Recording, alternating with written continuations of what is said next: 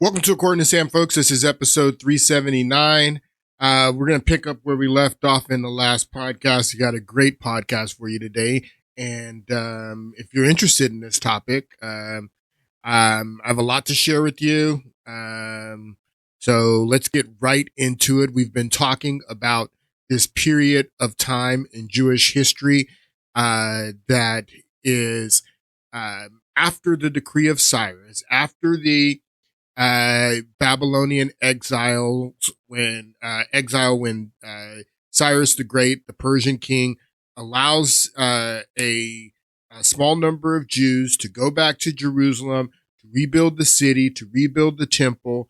This period of time that I was saying between the in the last podcast, the 500 years between the decree of Cyrus and the birth of Christ, the end of the Hasmonean dynasty, about 500 years. But this period of time is actually called the Second Temple period.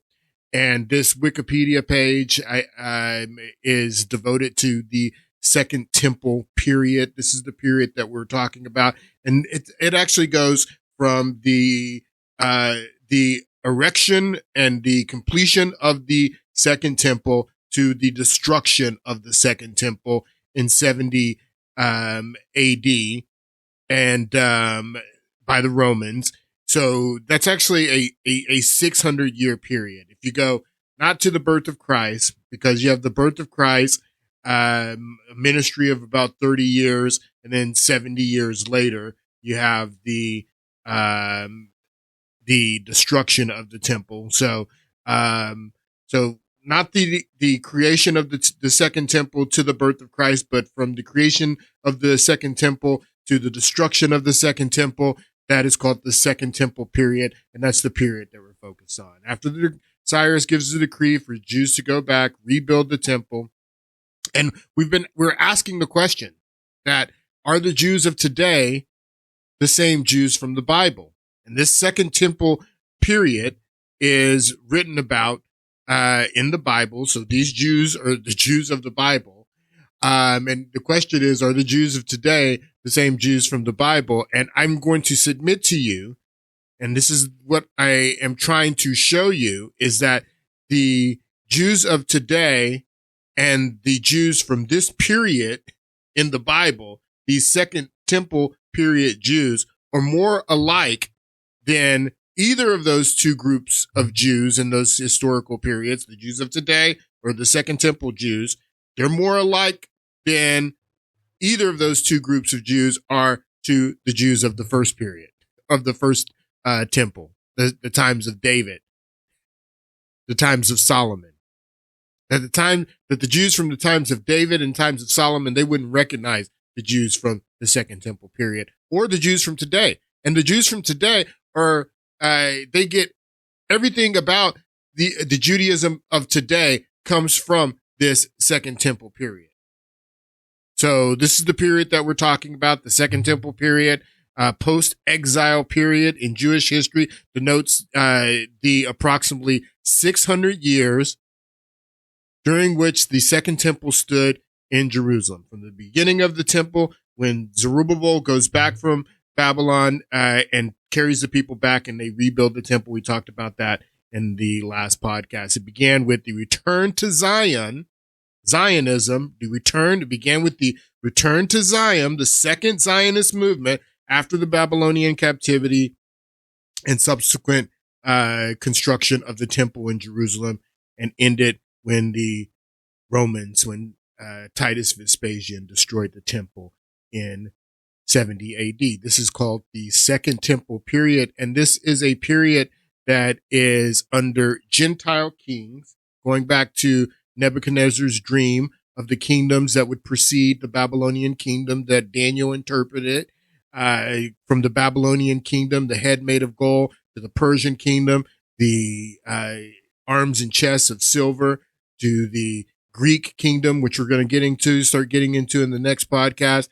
Is the waist and thighs of bronze, and then the legs of iron, and the iron mix of clay. These are Gentile kingdoms, not not Jewish kings. The Jews had kings during the first temple period. They were under the Jewish monarchies, first the monarchies of David and Solomon, but then after Solomon, they broke into two different kingdoms, the kingdom of Israel to the north, the kingdom of Judah to the south, but they were under Jewish kings. Now, in the second temple period, they're not going to have Jewish kings. They're going to be under Gentile kings, and they're not going to have any prophets either. This is a very interesting point about this period, is that there's not only no Jewish kings, for the majority of this period, of this second temple period, there are no Jewish prophets.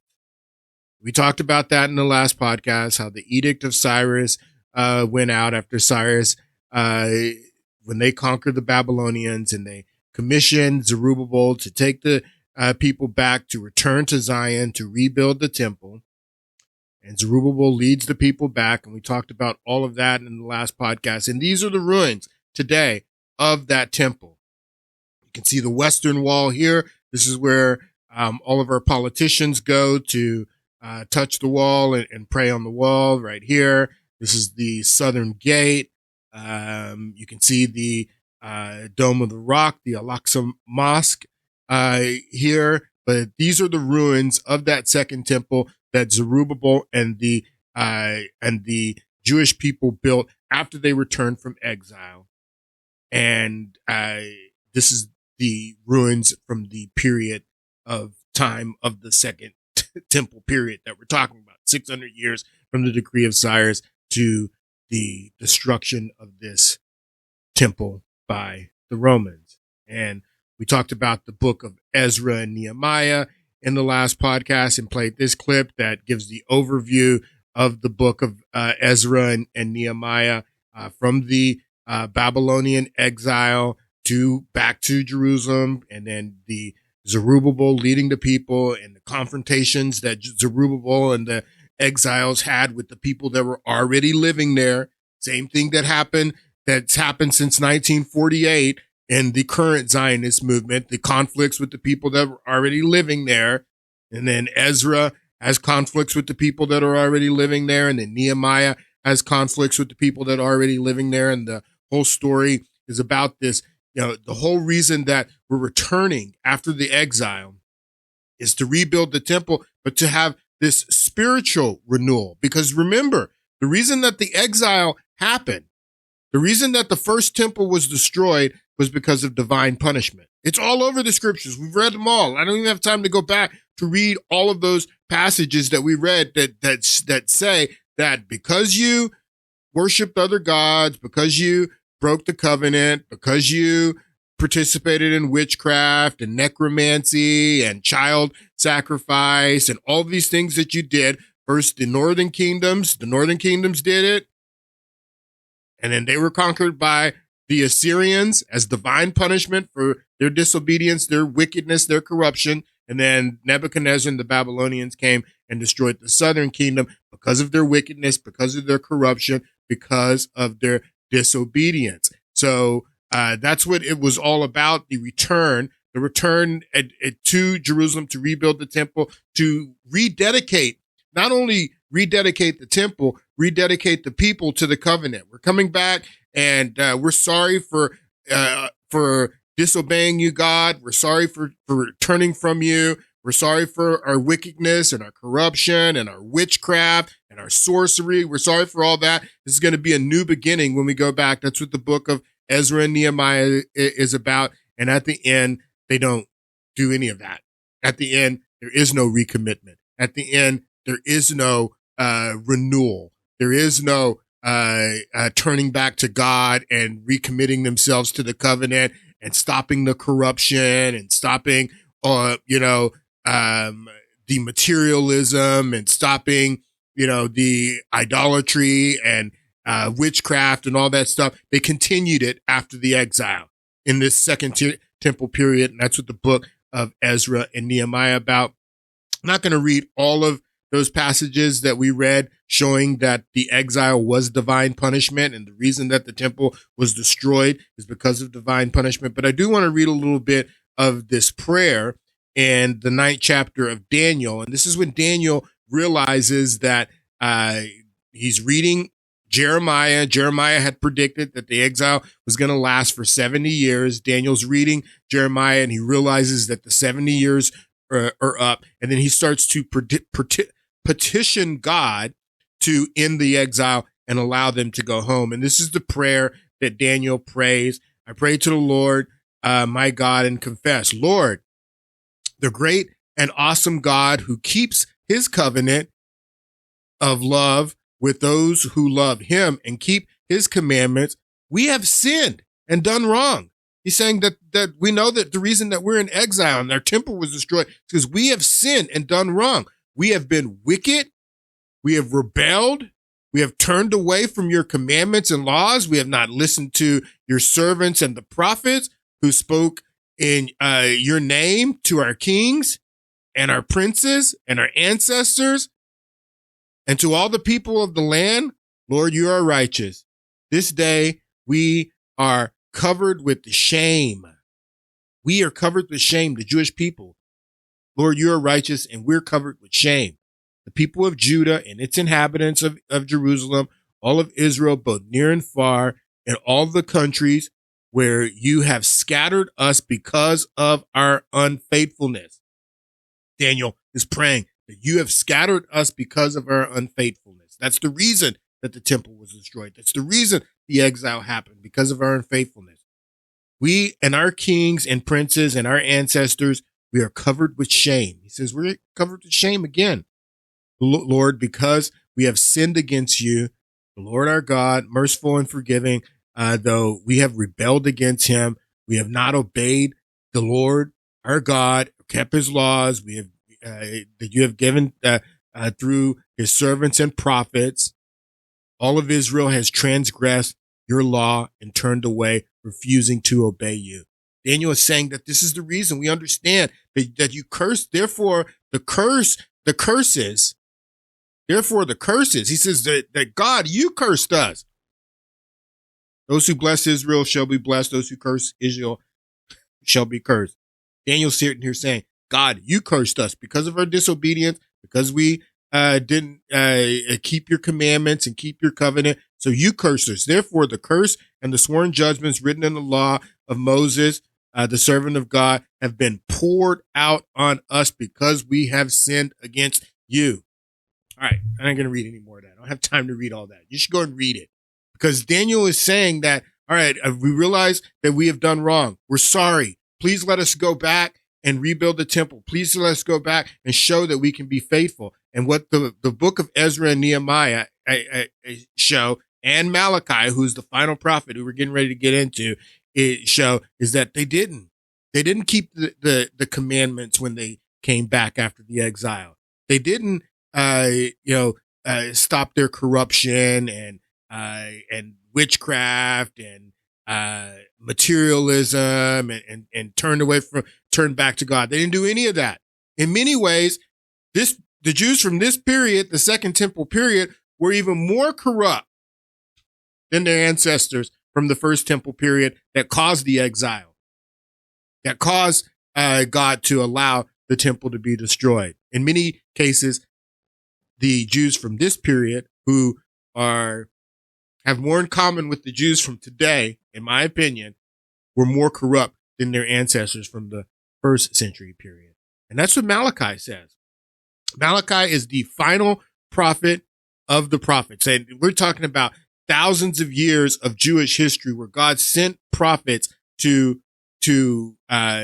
prophesy to the people, to direct the people, to advise the kings. The prophet one of the roles of the prophet was to advise the kings, beginning with Samuel, Elisha, Elijah, many different prophets. As a matter of fact, we talked about the Tanakh, and the Tanakh is broken into three sections: the writings, the prophets, and then the Torah, the first 5 books of the Bible. They have a entire section of the Tanakh that's devoted to just the prophets and the sayings of the prophets. And you can see the prophets here: Samuel, Isaiah, Jeremiah, Ezekiel, Hosea, Joel, Amos, Obadiah, Jonah, Micah. I mean, they're all here. And Malachi is the last of the prophets. The canon closes after Malachi. The Jewish canon closes. And like I was saying in the last podcast, that's why the Talmud starts to develop in this period of the Second Temple.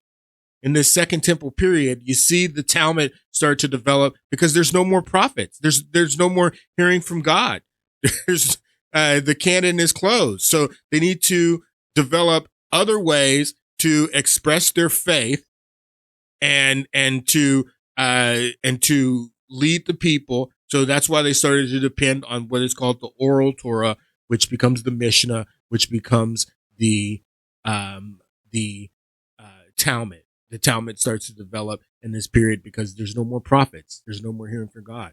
And Malachi is the last of the prophets. The canon closes after Malachi.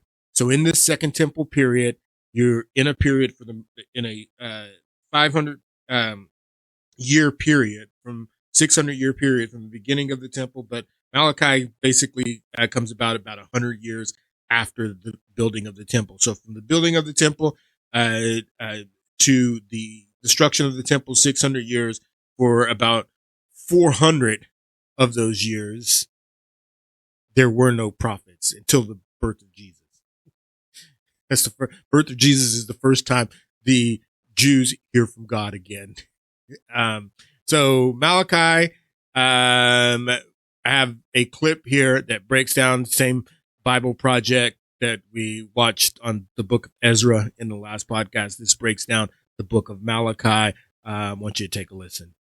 The book of the prophet Malachi. He lived about 100 years after the Israelites had returned from their Babylonian exile, and his message was directed to the people who had been living in Jerusalem for some time now. The temple had been rebuilt a while ago, and things were not going well. Things were not going well. Remember the stories from Ezra and Nehemiah.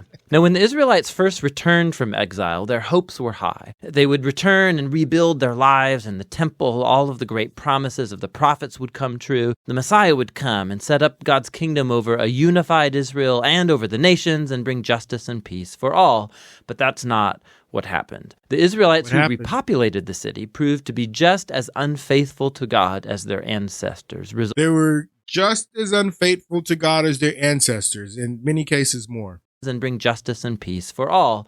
But that's not what happened. The Israelites who repopulated the city proved to be just as unfaithful to God as their ancestors, resulting in poverty and injustice. And so in Malachi, we find out just how corrupt this new generation has become. The book's designed as a series of disputes, and most sections begin with God saying something, making a claim or an accusation, and then Israel will disagree or question God's statement. And then God will respond and offer the last word. This happens 6 times. In the first 3 disputes, God exposes Israel's corruption, and in the final 3 disputes, he confronts their corruption. And the overall impression you get from these arguments and disputes is that the exile fundamentally didn't change anything in the people. Israel's hearts are as hard as ever. The exile didn't change anything. Their hearts are as hard as ever.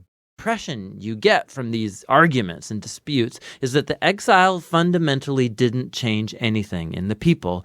Israel's hearts are as hard as ever. The first dispute starts when God says that he still loves his covenant people despite their failures. And Israel rudely objects, saying, "How have you shown us any love?" And so God reminds them of how he graciously chose the family of Jacob, their ancestor, to become the carrier of God's covenant promises, instead of Esau, his brother, and the family that came from him, who eventually came to ruin. Remember the stories from Genesis and the book of Obadiah. And so right from this first dispute, Israel is exposed as suspicious, doubting God's love and faithfulness. The second dispute exposes a problem with Israel's second temple. God accuses the people of despising and defiling the temple. And the people fire back, "How have we despised you?" And so God responds by focusing on the people, how they're bringing shamefully lame offerings of these sick, blemished animals that show that they don't value or honor their God. All right, I want to explain what's going on here in this part of Malachi. We're going to read what's going down. This is the first chapter of the book of Malachi, and this is when they get into the temple sacrifices and breaking the covenant through blemished sacrifices. And Malachi says, as a son honors his father and a slave his master. If I am father, where is my honor? Where is the honor due me? This is God speaking through Malachi to the people of Israel, saying that a father honors, or son honors his father and a slave honors his master. If I'm your father, if you say that I'm your father, where's the honor due me? If I am your master, where's the respect due me? Says the Lord Almighty. It is you, priest, speaking specifically to the priest. It is you, priest, who show contempt for my name. But you ask, how have we shown contempt for your name? By offering defiled food on my altar. That the priests are defiling me by offering defiled food on my altar. But you ask, how have we defiled you? By saying that the Lord's table is contemptible. When you offer blind animals for sacrifice, is that not wrong? When you sacrifice lame or diseased animals, is that not wrong? Try offering them to your governor. Would he be pleased with you? Would he accept you? Says the Lord Almighty. So what was going on here is that the people, they were going to the temple to sacrifice at least once a year during Yom Kippur, but they could go throughout the year and offer a sacrifice. But they were looking at their flocks and looking at the animals that were lame. It says lame, the one with diseases, the ones that are blind, the ones that you're going to kill anyway, the ones that are basically no good. Instead of the first fruits of their flocks, the animals that were the most valuable, the animals that were in the best shape, without any blemishes. And instead of offering those animals to God as a sacrifice, they were going and looking and bringing lame animals, animals with diseases, animals that were blind. And God is offended by that. So through the prophet, this is just one example where the prophet Malachi is saying God is offended by that. You don't honor him. You're not honoring him. You're not. Now, back in the time of the first temple, something like this would have never happened. I don't think something like this would have ever happened during the Levitical priesthoods and during the first temple period. But this is happening during the second temple, that people are bringing, diseased and lame and blind offerings, and God's offended by that. Try offering them to your governor. Try offering them to your earthly leaders and see if they are pleased with an offering like that. Would he be pleased with you? Would he accept it? So these are some of the things that Malachi is saying to the people. The final prophet of the Jewish prophets is saying that basically you're not honoring God and you're offending him, quite frankly. Responds by focusing on the people, how they're bringing shamefully lame offerings of these sick, blemished animals that show that they don't value or honor their God. But it's not just the people, it's the priests, too, who run the temple. They not only tolerate, but participate in these corrupt forms of worship. From top to bottom, God's people have proven faithless. In the third dispute, God accuses the Israelite men of treachery against him and their wives, which, of course, they deny. And God exposes the toxic combination of idolatry and divorce taking place. You have Israelite men marrying non-Israelite women and then adopting the worship of their wives' ancestral gods into their homes. Remember the story from Nehemiah chapter 13. And so Malachi connects this to a wave of men divorcing their wives for no good reason. And the people are all fine with this. And Malachi says, no, it's a betrayal of your covenant with God. And so Malachi transitions into the second set of disputes that confront Israel's rebellion. So the fourth dispute begins with the Israelites accusing God of neglect, saying, where is the God of justice? They see injustice and corruption abounding, and God seems to do nothing. So God responds by saying that he'll send a messenger who will prepare the people for God's personal return in the day of the Lord. He will come like fire to purify his people and to remove idolatry and sexual immorality and injustice so that only the faithful remnant is left to become his people. In the fifth dispute, God calls the people to turn back to him, to which the people say, "How can we turn back?" And so God confronts their selfishness. He shows how they've stopped offering a tithe of their income to the temple. Now, that word tithe just means 1/10. It's the amount of their income and produce that the Israelites were to annually donate to support the temple and its priests. The practice is laid out in different parts of the Torah. Now, we know from Malachi and from the book of Nehemiah that the people were neglecting this responsibility. And so the temple was falling into disrepair. And so God confronts them. He says he wants to bless them with abundance, but only if they're going to be faithful. In the final dispute, the people accuse God and say that it's pointless to serve him. They observe wicked, prideful people succeeding in life, and God does nothing. And God's response, for the first time in the book, is not a speech, but rather a short story about the faithful remnant in Israel, people who fear the Lord, and they love to get together and talk about how to honor God and serve him. And so God orders that a scroll of remembrance be written for these people so that they can read the scroll and remember God's character and promises. Malachi, he's reflecting here on the divine gift of the scriptures, how they point us to the past to remember what God has done in order to inspire faithfulness and hope for the future. Which leads to the conclusion of the book. It picks up and develops the imagery of the fourth dispute about the coming day of the Lord, but it develops it further. God says that he's appointed a day of purifying judgment that will consume the wicked from among his people. But what the conclusion adds is the future of the faithful remnant, because for them, the day of the Lord is not a threat, it's a cause for joy. It'll be like the rays of the rising sun that bring healing and life and hope for the future. And so Malachi's disputes come to a close, but there's still a bit more to this book.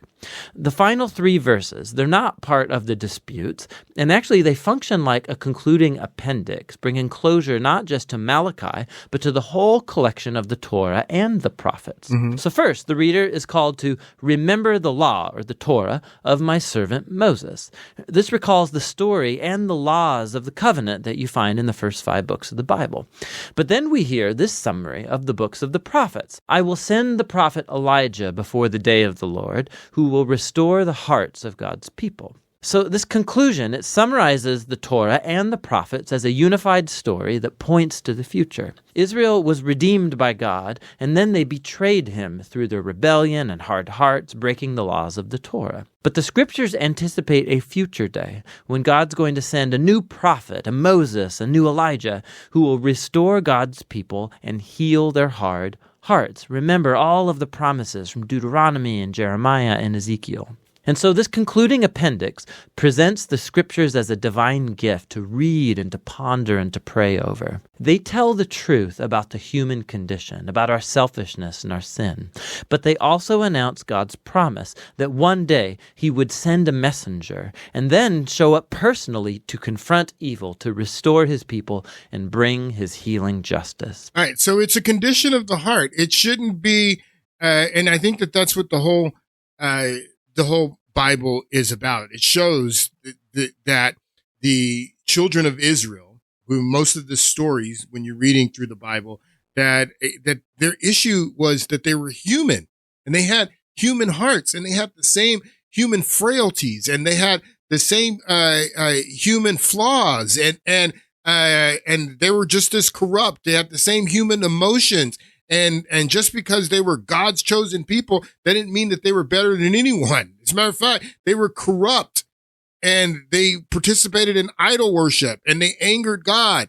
And that's what Malachi is basically telling them, that this is a issue of your heart, that you cannot eat. The whole reason for sacrifices and to bring sacrifices, if you go back and read the Torah, is to cleanse them of their sins.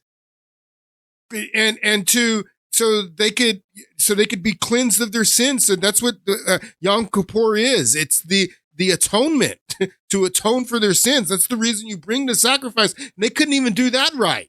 They couldn't even to bring a unblemished, a healthy sacrifice to cleanse their sins. That's the whole reason. So God predicts that he's going to have to intervene because this is an issue of the human heart. And these people are human and humanity is wicked.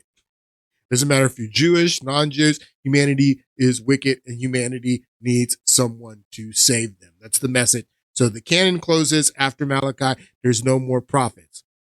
But so that's why, again, why? Because the Tanakh, the canon closes after Malachi. And that's why I say that the Talmud starts to develop in this period of time where there's no kings, no prophets, and the people there have to make sense of their culture, their relationship to God. They're not hearing from God. So these priests, these same priests that Malachi criticized, that were allowing the lame and diseased sacrifices to be sacrificed on God's altar, when Malachi is gone and there's no more prophets and they're not hearing from God anymore, these priests start to set up a priesthood, a council, a priestly assembly, and that is called the Sanhedrin. And the Sanhedrin really starts to develop in this period of time, the Second Temple period. For about 500 years, in the period of the Second Temple to the destruction of the Second Temple, you have this group, this council of Jewish leaders, religious leaders, but also political leaders, because again, they don't have the kings anymore. They're not under the Jewish kings anymore. They're under the Gentile kings. So the Gentile kings have all the political authority, but the Gentile kings, starting with Persia and then also with the Greeks as well, they allow the Jews to have their own system of government to govern themselves within the Persian Empire and then within the Greek Empire and even within the Roman Empire. This is again when in the Gospels, when you see that the Sanhedrin, they have the trial for Jesus, they bring Jesus to Pilate. Pilate says, "Try him in your own courts. Why are you bringing him to me? Try him in your own courts," because this court system had been set up after the prophets, after the canon was closed. This system of 70 judges, 70 men. That's what Sanhedrin means. It means 70 plus one and the high priest. And the Sanhedrin was made up of Sadducees, Pharisees, and Essenes. And there were other beliefs there, because just like today, there is an assortment of Jewish beliefs. You have Orthodox, you have Reform Judaism, you have Hasidic Judaism. So just like today, you have a collection of Jewish thoughts and beliefs. Back then, you had a collection of different varying opinions about what it meant to be Jew. And the Sadducees were different than the Pharisees, and the Pharisees were different than the Essenes. And you can see here that the Pharisees, they more aligned with the oral Torah.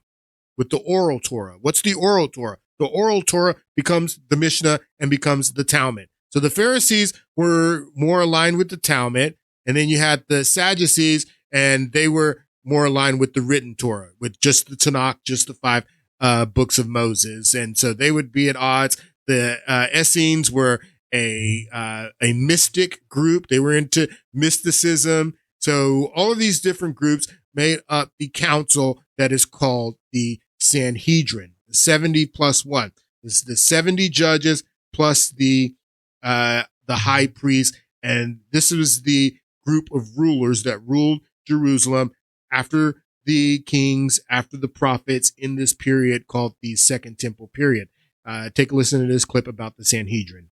The Sanhedrin was a Jewish governing body and court in ancient Israel, particularly during the Second Temple period, which lasted from about 515 BCE to 70 CE. This council was composed of prominent Jewish leaders, including priests, scribes, and elders. Imagine a high court or a supreme council where important decisions were made. The Sanhedrin was exactly that, but it had religious, judicial, and administrative powers. It was based in Jerusalem and had the authority to interpret Jewish law, decide legal cases, and even impose punishments. The Sanhedrin was divided into 2 main groups, the Great Sanhedrin and the Lesser Sanhedrin. The Great Sanhedrin, also known as the Sanhedrin of 71, was the highest court and consisted of 71 members. All right, so the Great Sanhedrin is kind of like the Supreme Court. There were smaller Sanhedrins in each one of the cities and towns throughout Israel, but the Supreme Court, the Supreme Sanhedrin, the Great Sanhedrin, they were in Jerusalem. They were there at the temple, but you had smaller Sanhedrins, smaller courts throughout the rural areas and different cities. And if there was a ruling that they couldn't decide and couldn't come to a conclusion to in their different regions, then they would come to Jerusalem, and then the Great Sanhedrin, like the Supreme Court, would settle it. So the Sanhedrin of 71 was the highest court and consisted of 71 members.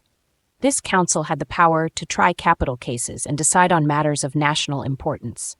On the other hand, the Lesser Sanhedrin, or the Sanhedrin of 23, was a smaller court that operated in the provinces and had jurisdiction over lesser cases. There were also local Sanhedrins, known as the Sanhedrin of 3, which handled even smaller disputes. One of the most famous mentions of the Sanhedrin in the Bible is in the New Testament, particularly in the accounts of Jesus' trial. According to the Gospels, Jesus was brought before the Sanhedrin, where he was questioned and eventually sentenced to death. Yeah, so Jesus was not sentenced to death by the Sanhedrin. We read that again in the book of Matthew first. This is Matthew chapter 16, and this is where Jesus is predicting his death. This is before he goes into Jerusalem. We read this, I think 2 podcasts ago, but it says this is Jesus predicting his death before he even goes into Jerusalem to challenge the Sanhedrin, which during the time of Passover, he knew he was getting ready to be killed. And he says, from that time, Jesus began to explain to his disciples that he must go to Jerusalem and suffer many things at the hands of the elders, the chief priests, and the teachers of the law. That's the Sanhedrin.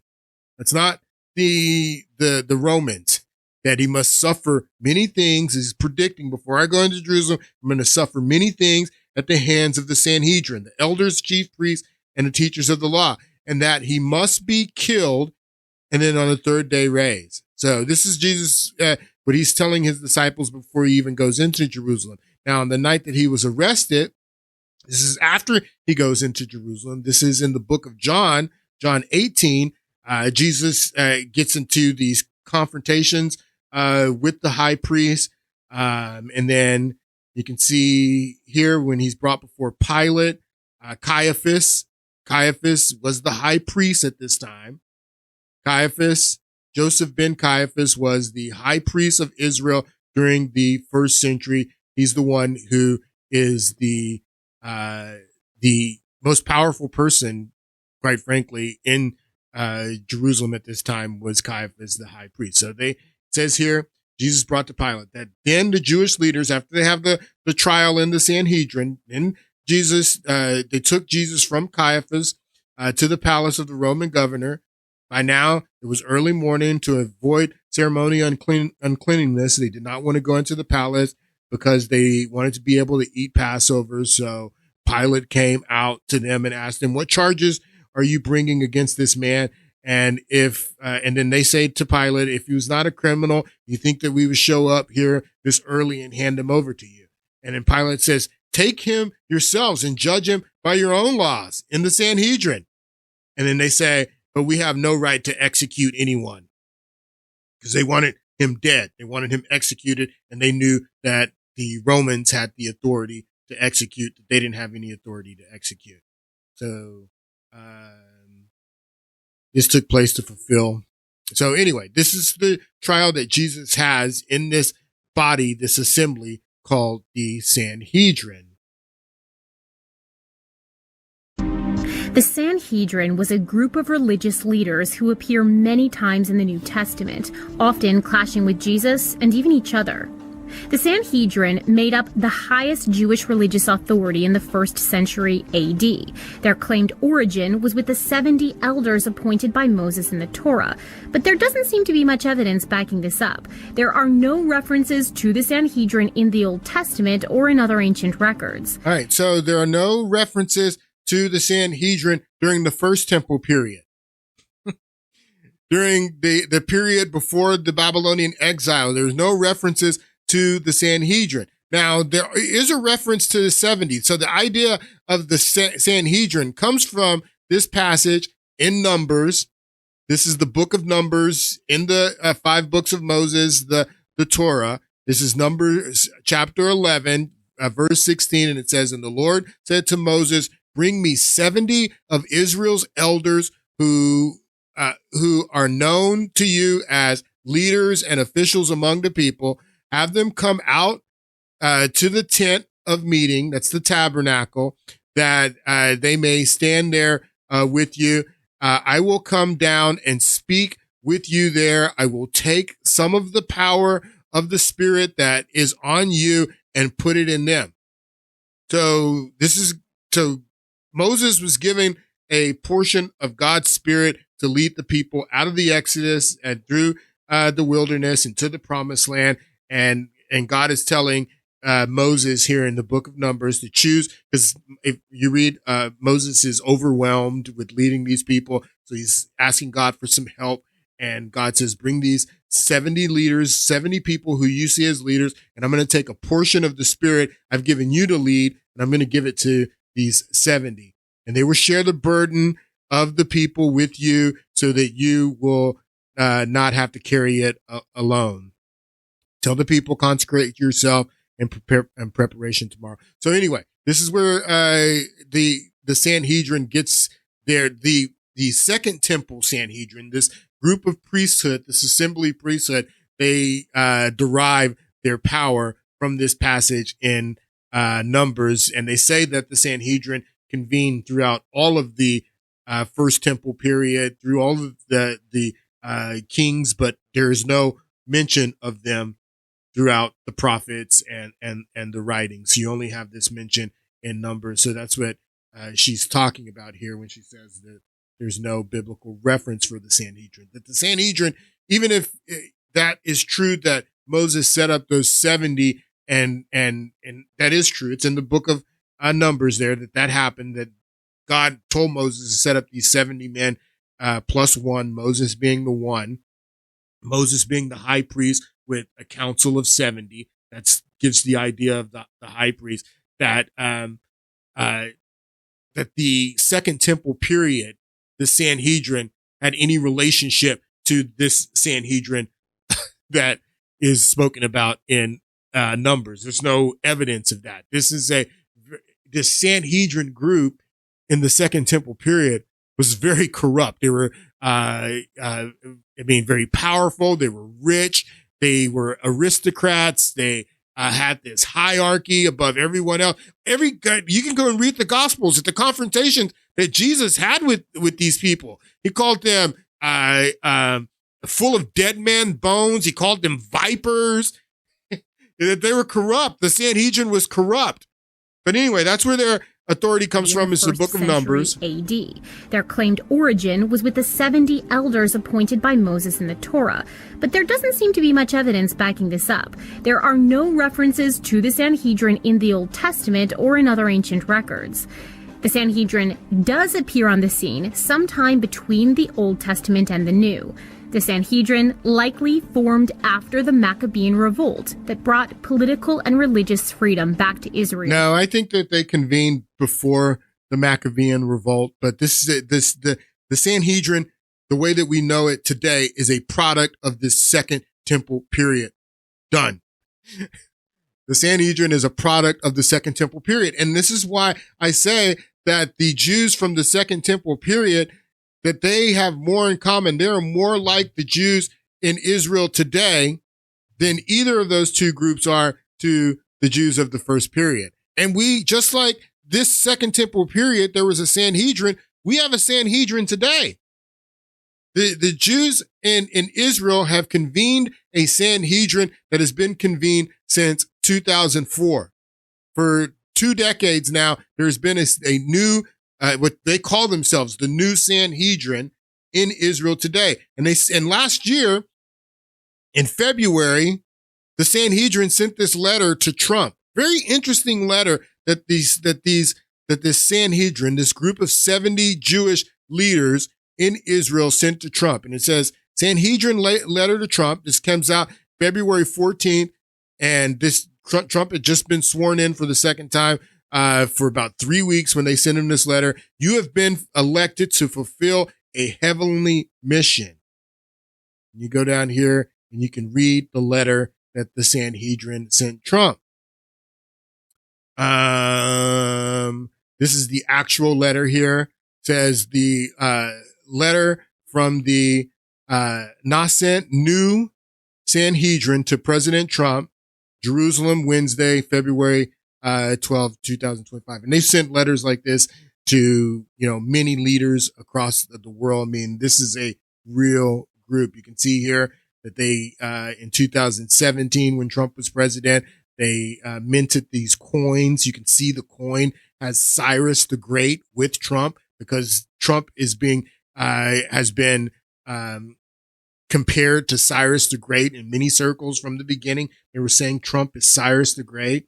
In 2017, Nascent Sanhedrin minted a special coin featuring your image talking to Trump on one side and Cyrus the Great on the other side. This symbolizes your historic role, like to Cyrus, like that of Cyrus, who was chosen by Hashem to fulfill the divine mission. So they're saying that Trump is Cyrus the Great, and they've been saying this. So this is the letter that the Sanhedrin sent Trump last year, and they're calling for Trump to do something. I want you to take a listen to this clip about the new Sanhedrin. As the world stumbles from one crisis to another, wars, economic collapse, nations rising against nations, a quieter event unfolds in the heart of Jerusalem.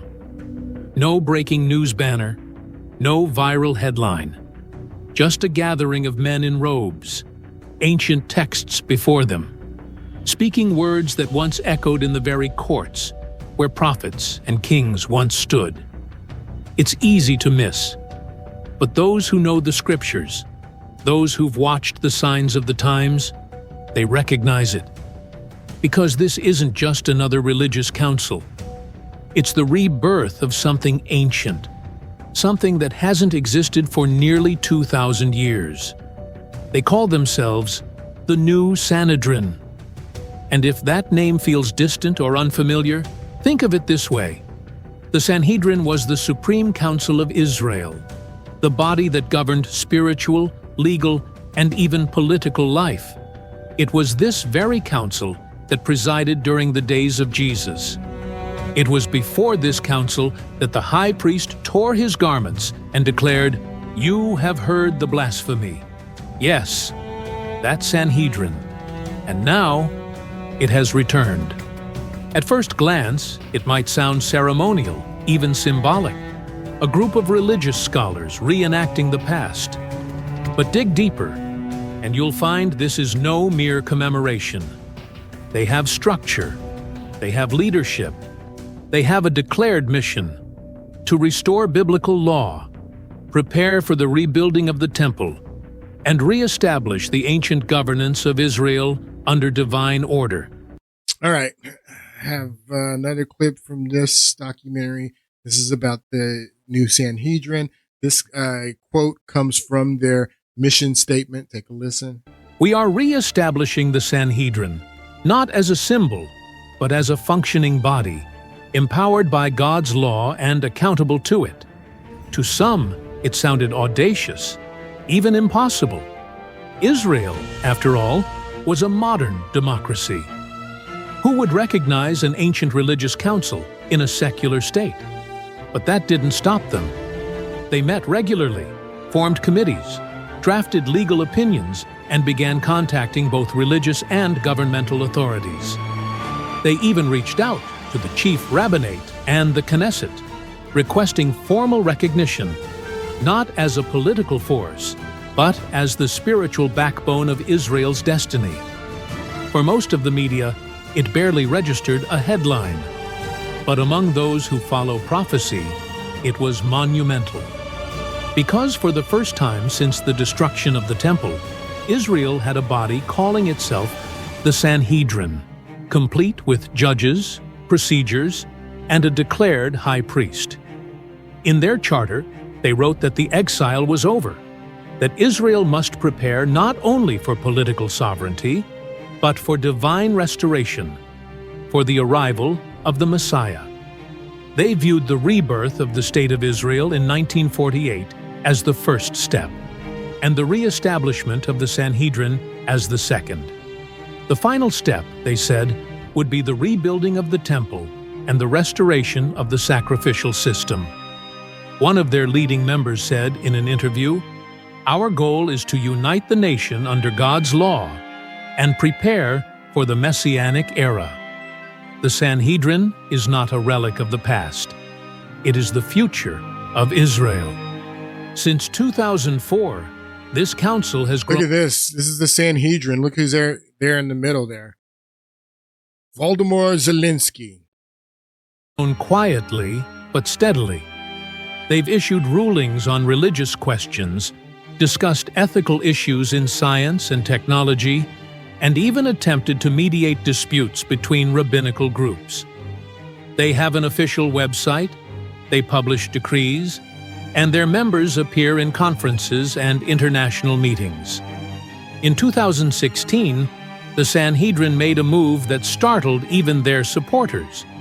They appointed a high priest, Rabbi Baruch Kahane, a direct descendant of the priestly line of Aaron. His appointment wasn't symbolic. It was an operational declaration, a signal that preparations for restoring temple service were no longer theoretical. At the same time, they began working alongside the Temple Institute, an organization dedicated to recreating every vessel, garment, and ritual required for temple worship. From silver trumpets to golden menorahs, everything was being reconstructed, meticulously, reverently, in accordance with ancient specifications. All right, so the Temple Institute, they're responsible for, like he just said, gathering all of these artifacts and recreating the temple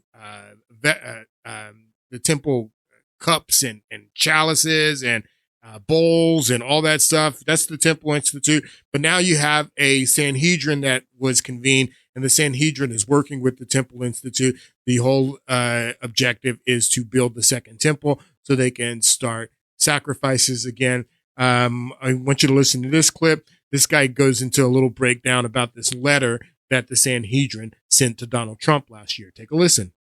But this letter then, coming from the Sanhedrin, I kid you not, in Jerusalem, this letter to Donald Trump is signed by, they actually call themselves that. They call themselves rabbis of the Sanhedrin.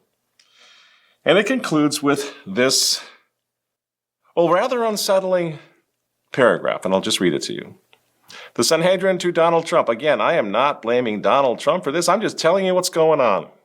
As a newspaper guy, because that's kind of my job. I'm supposed to just observe what's going on and tell you about it, right? Not be a cheerleader for any political party or any politician. Here's what they say. Quote, "We invite you to meet with the Sanhedrin court rabbis in Jerusalem to discuss the establishment of an international divine court, an IDC. International Divine Court, IDC. Of an international divine court, an IDC for all nations. This court would be based on the 7 universal commandments given to Noah and reaffirmed at Mount Sinai, a foundation for global peace and divine justice," end quote. Now, of course, they are talking about the Noahide laws. Noahide laws. What are the Noahide laws, people? And if you go back, and he's absolutely right. When you go back and you look at the actual letter that they sent Trump, it says, without constructive moral framework, this is the letter that they sent Donald Trump, to create this international body that is based on these, what they call the Noahide laws, that is a moral framework for all of humanity on earth. People talk about Sharia law. What is this? Without a constructive moral framework, humanity descends into violence, destruction as exemplified by Cain's murder of Abel in Genesis. Every nation has unique strengths and resources, yet no nation is self-sufficient without universal ethic, common code. People resort to war, oppression to obtain. So they're talking about we need this moral code, this universal moral code that is based on the 7 laws of Moses, which are called the Noahide laws. How many of you have ever heard of the Noahide laws? That's what is being talked about in this letter that they send Trump. Now, they want this international body that is devoted to peace and this moral framework to basically replace the United Nations. Listen. Sinai, a foundation for global peace and divine justice, end quote. Now, of course, they are talking about the Noahide laws. That's what's supposed to replace the United Nations. See this little war going on against the United Nations, which is fine with me if they get rid of the United Nations. But my feeling is, there is a push to have Elon Musk cancel the United Nations and then set up this international divine court based on the Noahide laws. That's all right. So international divine court based on the Noahide laws to replace the United Nations, and everybody is saying this new board. It's called the Board of Peace that Trump just created. Everyone's saying that this Board of Peace was created to replace the United Nations. And I'm wondering, is this Board of Peace, is it going to be based on the Noahide laws? Well, what are the Noahide laws? Let's talk about the Noahide laws real quick and take a listen at this video. So you as a Christian, Jews would say you only have to keep 7 laws, the 7 Noahide laws, which most people keep just by virtue of being alive. Like, don't kill, okay? Don't eat the limb of a live animal, okay? Set up courts. Like, you pass all of these things just by being born. Whereas Jews, we're not better, but we have a different obligation. For us, it's not 7, it's 613. What Judaism believes is that the commandments of Israel were only given to Israel. Okay. Meaning that the 7 Noahide commandments that I referred to earlier, those are incumbent on all of humanity because they're given to Noah, right, before the Jews actually arise as an independent family and people. Mm-hmm. And so those apply to everyone. So if you're not a member of the Judaic tribe, then those rules don't apply to you. So the 613 commandments that apply to me are boiled down to 7 for you. The actual 7 commandments. Understand what he's saying. He's saying that me as a Jew, I have 637 laws that I have to follow, and that's means keeping kosher, not working on Sunday, all these laws that are outlined and expounded upon in the Mishnah, in the Torah. I have to follow all those laws. But a non-Jew, because a non-Jew is different from a Jew, only has to follow the 7 laws of the Noahide laws. Everyone. So if you're not a member of the Judaic tribe, then those rules don't apply to you. So the 613 commandments that apply to me are boiled down to 7 for you. The actual 7 commandments to non-Jews are believe in God, no eating the flesh of living animals, actually one of them. You have to establish courts of law, no murder, no sexual sins, no idolatry, and I believe no stealing. So no idolatry. Let's focus on that one. No idolatry. That's one of the Noahide laws. That's a very important one too, because no idolatry. How much time do I have?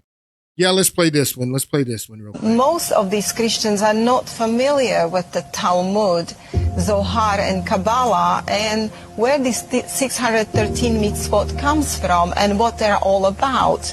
So I started to study what they're about and what the Talmud teaches, and I noticed that there is actually a plan, there is a plot, and that's a plot against Christianity.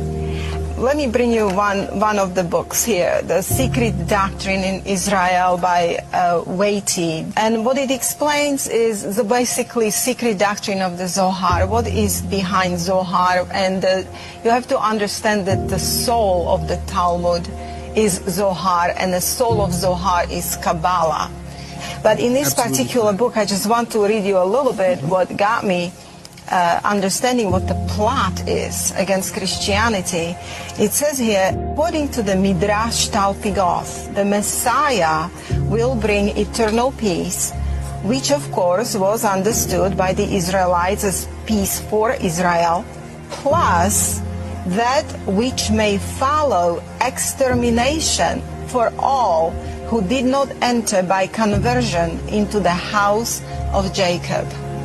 So basically what they teach is that if Gentiles or Christians do not attach themselves to the Jews, they will be exterminated. And of course, we are well known for our Noahide laws, that we brought this to a light. So then you go to Talmud and you start reading what is the plan for Gentiles. You see, Judaism is a two-tier system. Judaism puts the wall of partition back. It's the Jews and non-Jews. And according to Judaism, non-Jews are different species. Non-Jews are a different species, according to Judaism. I have so many clips that I can show you to back up what she's saying. But let's look at the Noahide laws. I don't have very much time, but these are the Noahide laws. And number one here, you can see not to worship idols. Just like Ben Shapiro says here, that idolatry, no idolatry is the main number one of the Noahide laws. There's only 7, and no idolatry is one of them. Not to worship idols, not to curse God, not to murder, not to have adultery and immorality, not to steal, not to eat flesh turned from a living animal, establish courts of justice. But don't worship idols, not to worship idols. Listen, folks, Jews believe that Christianity is idol worship. That's what they believe. So under Noahide laws, you would not be able to be a practicing Christian. If Donald Trump sets up this global court, and I'm not saying that the Board of Peace is this global court based on the Noahide laws, but they sure did send him a letter telling him to create this international court of morality based on the Noahide laws. And the number one law is no idol worship. This is a clip from this YouTube page, this guy who goes over to Israel and he interviews people in Israel, in Gaza, in the West Bank, and he just asks them very interesting questions. And he's got tons of these videos. It's called the Ask Project. I do recommend you going and watch it because you get to see people who live in this region in their own words. People in Gaza, the Palestinians, the people in West Bank, the Jews in Israel. And in this video, he asked Jews in Israel what they think of Christians. And you can see this guy answering. They're speaking in Hebrew, so they have to have the subtitles here. But he says, if they are idol worshipers, talking about Christians, Noahide law says no idol worship. If they are idol worshipers, then we need to crush and silence them. למה? תופר? למה? כי נצרות זה משהו נגד היהודים משהו. אם הם עובדי עבודה זרה, אז אנחנו צריכים למוס בהם ולשקט אותם ולרמוס אותם ובעיקרון גם להרוג אותם. כי גוי חייב במצוות בני נוח, ואם הוא לא מקיים את זה. If they're idol worship, if you worship Jesus Christ and you're a Christian, you are an idol worshiper. That goes against Noahide laws and you should be killed. This is the last clip that I'll play, but this is a group of Christians in Israel, and they're preaching on the street, preaching Jesus, preaching Yeshua on the street. And this guy comes and confronts these Christians on the street in Israel. And I want you to listen to what he says. If you are not involved, please go. Shalom, my friend. We bless you. You're in my country. You come to the United States, you can say whatever you want to say. That is the free world, yes? You're not in the United States. You're in Israel. I understand. You cannot say whatever you want to say here. Yes, you can. It's legal. It is legal. That is the godly thing to do. We respect one another. The godly thing to do is to kill you. The godly thing is to kill me. That's right. Yes? That's what the Torah says. The godly thing to do, he says, the godly thing to do is to leave me alone and let me preach Jesus on the streets. He says, no, the godly thing to do is to kill you, because that's what the Torah says. The godly thing to do is to kill you, Christian. The godly thing to do is to kill you. The godly thing is to kill me. That's right. Yes? That's what the Torah says. The Torah says to kill us. The Torah says that people who worship idols such as yourself, when there is a Sanhedrin, to kill us. Yes. Okay. When there's a Sanhedrin, which there is a Sanhedrin, that the Bible says that to kill Christians because Christians are idol worshipers. When there's a Sanhedrin, we're going to kill Christians who are idol worshipers because Christianity is idol worship. Not all Jews believe this, but a lot of them do. And how do you know the difference between the ones who do and the ones who don't? And we'll pick this back up in the next podcast. I hope you guys have a great week, and I'll see you on Friday.